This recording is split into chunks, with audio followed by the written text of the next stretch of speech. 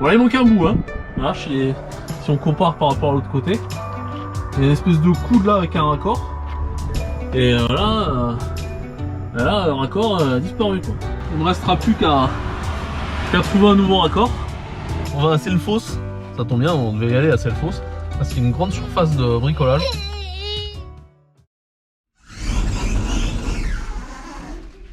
Encore une victoire de canard. J'ai réussi à trouver mon raccord, incroyable. Alors que ici j'avais rien trouvé auparavant. Donc j'ai mon raccord pneumatique qui normalement sert pour les machines, etc. Mais bon, ça ira très bien. On va bricoler ça en tout cas. J'ai le raccord et à partir de ce raccord, je devrais pouvoir réparer notre boudin.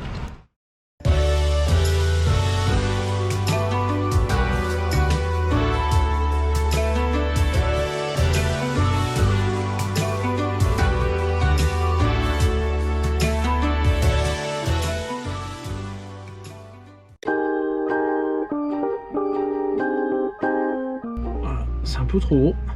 Donc, je vais essayer de chauffer le bout pour le faire entrer. Arriver à le chauffer sans non plus le détruire. Donc j'ai relimé cet embout, je vais remettre du téflon, je vais le remettre en place. J'ai pris, attention, ingrédient magique, de l'huile d'olive. Je vais en mettre dessus. Je vais le passer en force. Je l'ai un petit peu élargi quand même. Hop, je sais pas si on va bien le voir. Je l'ai un petit peu élargi. Il demande plus qu'à passer. Donc je vais remettre tout ça en place. Et j'espère que ça va le faire.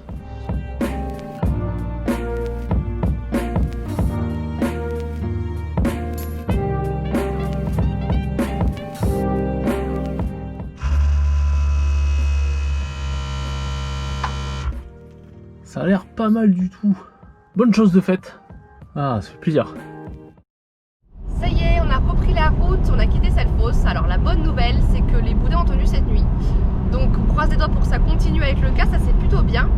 Sinon, pour vous avouer, on ne sait pas du tout quoi faire parce que le temps est moche, il bruine, on est dans le brouillard. Et en plus, il y a une alerte météo.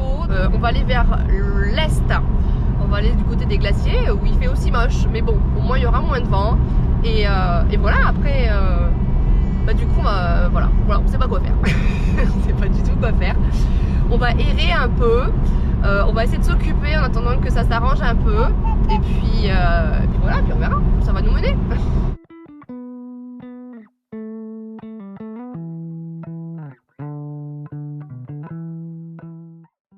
Bon, comme vous pouvez le constater, le temps s'est pas calmé dans la nuit. Ça continue à bien pleuvoir. Et par contre, le point positif, c'est que les cascades sont devenues énormes. C'est-à-dire que celle-ci qui est derrière moi, il y a du vent là-bas d'ailleurs. Celle-ci qui est derrière moi, elle a, franchement, elle a quadruplé, voire quintuplé de volume. C'est assez impressionnant. On voit qu'en Islande, dès qu'il pleut, il y a tout qui draine très rapidement et il y a les rivières qui grossissent, les cascades qui deviennent carrément impressionnantes. Voilà, direction Höfn, on va faire quelques courses et puis on va voir. Normalement ça se dégage pas dans la journée, donc comme vous pouvez le voir, hein, l'Islande au quotidien, c'est pas que des belles journées, c'est pas que du soleil, c'est pas que des choses incroyables. Il y a aussi du mauvais temps et ces cascades qui gonflent.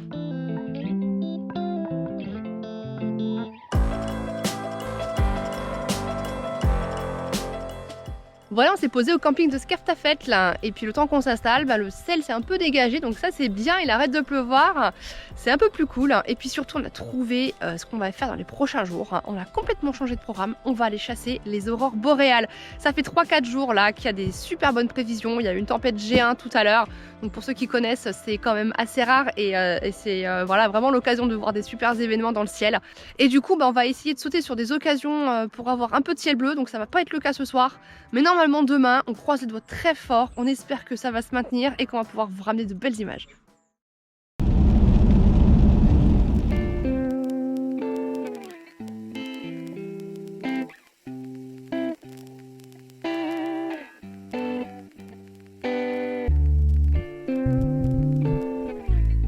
On a fait plus de 400 km pour trouver un petit endroit sans nuages et on s'est posé là.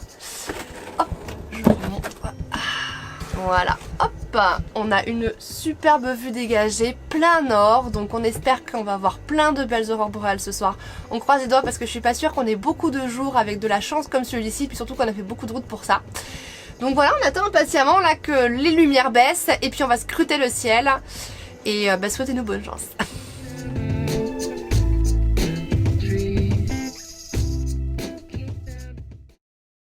Bon, je me suis installée, je me suis mis pas très loin de la cellule. J'ai pas trop de premier plan ici, alors je vais prendre la cellule pour premier plan. J'en ai vu une petite là, très furtive, mais bon, le temps que je cale un peu l'appareil, elle est partie.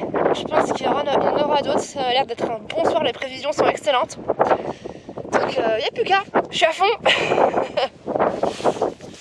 Il y a des camions qui arrêtent pas de passer. Et ouais, alors je change de sujet complètement. Et en fait la route là, ils sont en train de faire les travaux la nuit, je pense qu'ils doivent se dépêcher de finir. Du coup ça me fait des lumières tout le temps, c'est chiant. Oh purée, qu'est-ce qu'il va me dire encore? Oh purée, il y a le camion et tout qui arrive. Non mais le spot tranquille qu'on a trouvé quoi, et ils viennent nous pourrir. Voilà. Les prévisions sont toujours super bonnes et ça ferait vraiment... Et ça serait vraiment ultra dommage, je pense que je l'aurais assez en travers là si à cause de tout ce tintouin on rate les aurores ce soir. Parce que demain il fait moche, pendant plusieurs jours il fait moche et qu'on a fait beaucoup de route.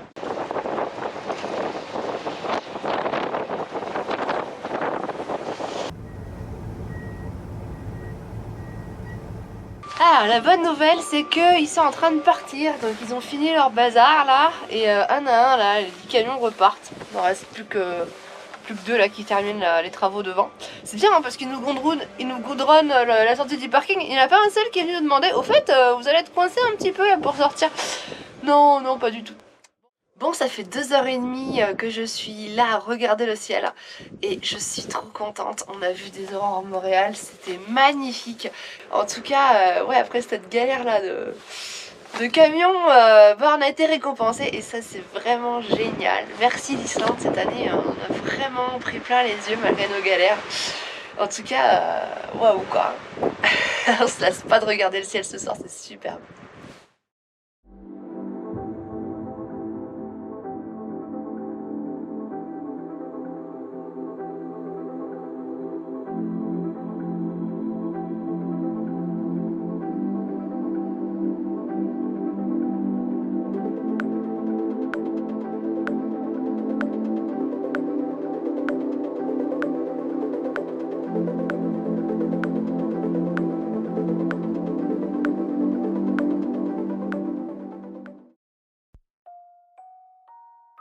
Bon, on repart vers on ne sait où, parce que le temps est toujours incertain un petit peu partout en Islande. Ce qui est sûr, c'est qu'on a du brouillard. La soirée d'hier soir a été superbe en termes d'aurore boréale. Dommage, elle était un petit peu diffuse, donc du coup ça fait pas les belles aurores bien dessinées dans le ciel qu'on a l'habitude de voir. Donc on reprend la route et puis on avisera au fur et à mesure des changements de météo, etc. Allez, on repart vers l'ouest.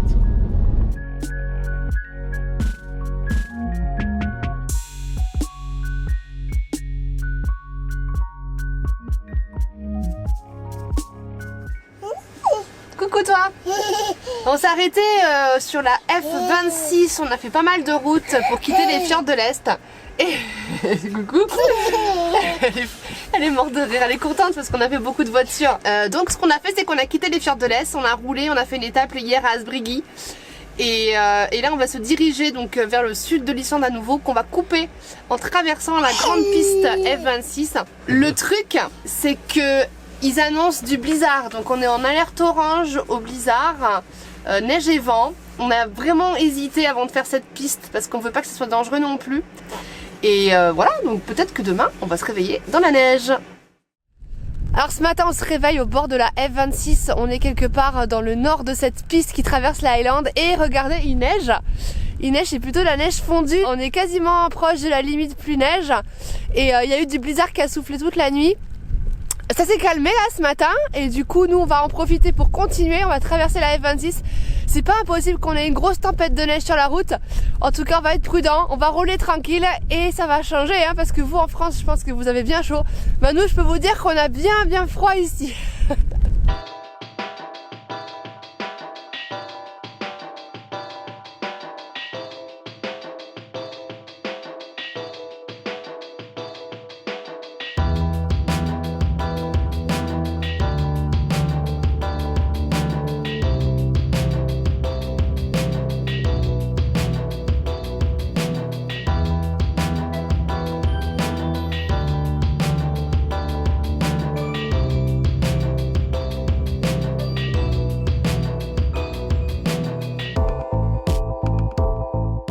voit pas ce qui se passe sous la neige. S'il faut, il y a des cailloux, s'il faut, il y a des gros trous. Donc, méfiance. Il peut y avoir des rivières aussi. Et ça peut être dangereux parce que souvent, il n'y a que de la neige que d'un côté.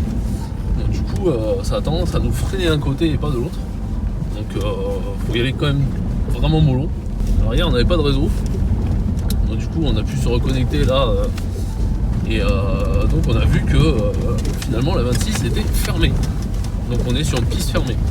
Et effectivement, plus ça va, plus il y a de la neige. Donc bon. Waouh! Ah purée! Ouais, ça nous a freiné un coup là. Et ça pue, hein, parce que en plus là elle est fermée et après elle est marquée enneigée, elle est complètement enneigée. On verra bien. Hein. En tout cas, il y a un mec là-bas là, du parc qui va nous dire mais qu'est-ce que vous faites là, vous êtes fous. Yeah. Ok. So, thank you very much. Bon, le ranger nous a dit que c'était passable. Donc il suffisait de suivre les traces. Lui il a des pneus pour ça, hein. des pneus à l'islandaise, hein, tout comme ça. Donc il devrait pas y avoir de problème. C'est bien la piste ça. Qu'est-ce que c'est? C'est où la piste? C'est là? Ouais, c'est là. Hop, regarde. C'est marrant la rivière glacée là. Ça, c'est un truc de fou. Vraiment, tout est glacé quoi. J'ai l'impression que ça fait un mois là qu'il y a de la glace quoi. Parce que tout est gelé. Hein.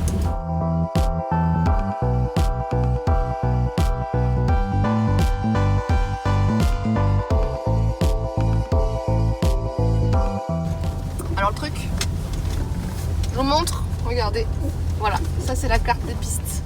Les pistes en rouge en fait sont les pistes qui sont complètement fermées et en blanche c'est recouvert de neige. Donc nous on a pris celle-là, celle qui descend et qui finit dans le blanc. Donc autrement dit on n'avait rien à faire ici. Mais bon, on savait pas. Voilà. Il faut savoir en plus que comme on est déjà début septembre, il y a moins de touristes et comme il y a une quarantaine là pour les touristes depuis presque 2 semaines, il n'y a plus personne. Donc c'est aussi pour ça que je pense que ce matin on était les seuls à avoir fait les traces avant de croiser le ranger. On doit être les seuls pecnos là dans les Highlands. Et on n'a pas intérêt à s'enneiger parce que je pense que là on peut compter sur personne. Hein.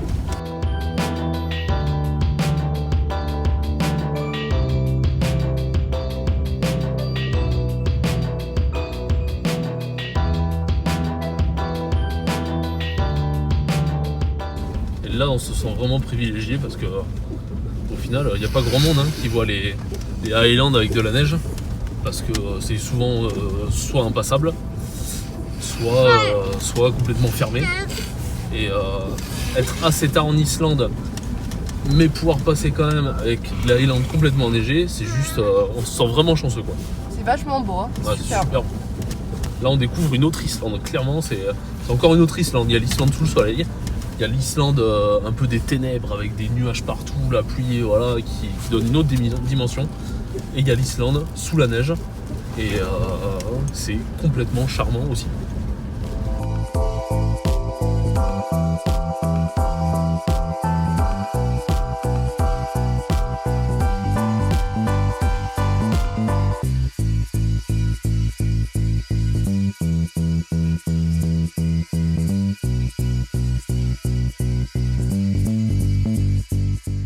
Ça y est, on est arrivé au camping après cette longue traversée de l'Islande par la piste F26.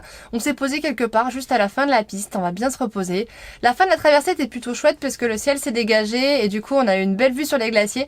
On a eu par contre un vent de dingue, c'était assez fou. Du coup on en profite pour clôturer ce vlog. Alors c'est sûr que bon, ces aventures sont moins trépidantes que les premiers épisodes où il se passait plein de choses. Là la météo est moins bonne et du coup on en profite pour faire des sauts de puce, on court un peu après le soleil et forcément il se passe moins de choses.